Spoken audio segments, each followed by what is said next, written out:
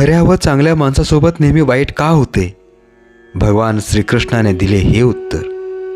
आपण सर्वजण नेहमी कुणाचे वाईट करत नाही, कुणाबद्दल वाईट विचार करत नाही, तरी पण आपल्यासोबत वाईट गोष्टी घडत असतात. तसेच आपण सरळ मार्गाने चालत असलो तरीसुद्धा आपल्यासोबत काहीतरी चुकीचे घडत असते. असे का होते काही कळत नाही. अशा वेळेस आपण आपल्या नशिबाला दोष ठेवत असतो. आपले नशीब चांगले नाही असे आपण सतत बोलत असतो आणि शांत बसतो. पण असे का घडते याचा विचार करत नाही. आपण कितीही कष्ट करत असलो तरी पण आपण लवकर यशस्वी होत नाही आणि दुसरा काही काम करत नाही तरी पण तो व्यक्ती आपल्या पुढे जातो. असे काही बरेच प्रश्न येत असतात. या प्रश्नांचे उत्तर श्रीकृष्णाने अर्जुनाला दिले होते ते आता आपण पाहू. एकदा अर्जुन कृष्णाला विचारतो, हे वासुदेव, खऱ्या आणि चांगल्या लोकांसोबत वाईट का होते? या सर्व प्रश्नांची उत्तरे कृष्ण देतो एक गोष्ट सांगून. एका गावात 2 मित्र राहत असत. त्यातील एक मित्र कोणालाही काही त्रास देत नाही, तसेच तो कोणाबद्दल वाईट बोलत नाही, सर्वांसोबत आनंदाने राहत असतो. तसेच त्याचे कर्म तो करत असतो. त्याचा दुसरा मित्र हा चोरी करणे, मारामारी करणे असे कार्य करत असतो. एक दिवस त्याच्या गावात खूप पाऊस येत असतो.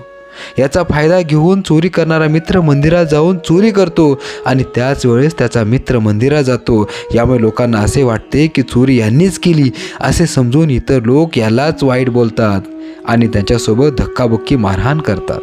यावेळी तो मंदिरातून कसाबसा बाहेर पडतो. येताना एक बैल त्याला जोरात धडक देतो आणि तो खाली पडतो. त्याला बऱ्याच जखमा होतात. काही वर्ष असेच गेल्यावर त्या दोघांचा मृत्यू होतो व मृत्यूनंतर त्यातील चांगला मित्र यमाला विचारतो, मी देवधर्म केले, सर्वांसोबत चांगले वागलो तरी मला वाईट वागणूक का मिळाली?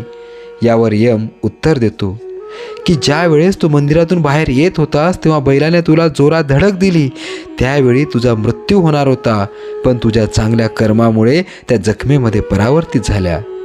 आणि या वाईट माणसाच्या आयुष्यात राजयोग होता, पण त्याला एवढेच धन मिळाले जेवढे त्याने चोरले होते. श्रीकृष्ण म्हणतात, भगवान तुम्हाला कोणत्या रूपात काय देतील काही सांगता येत नाही.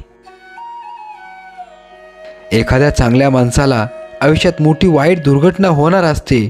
ती एका छोट्या घटनेत परावर्तित होते. याच्या मागे तुम्ही ज्या देवाची आराधना करत असाल, स्वामीची आराधना करत असाल, ते तुमच्या मागे उभे राहतात.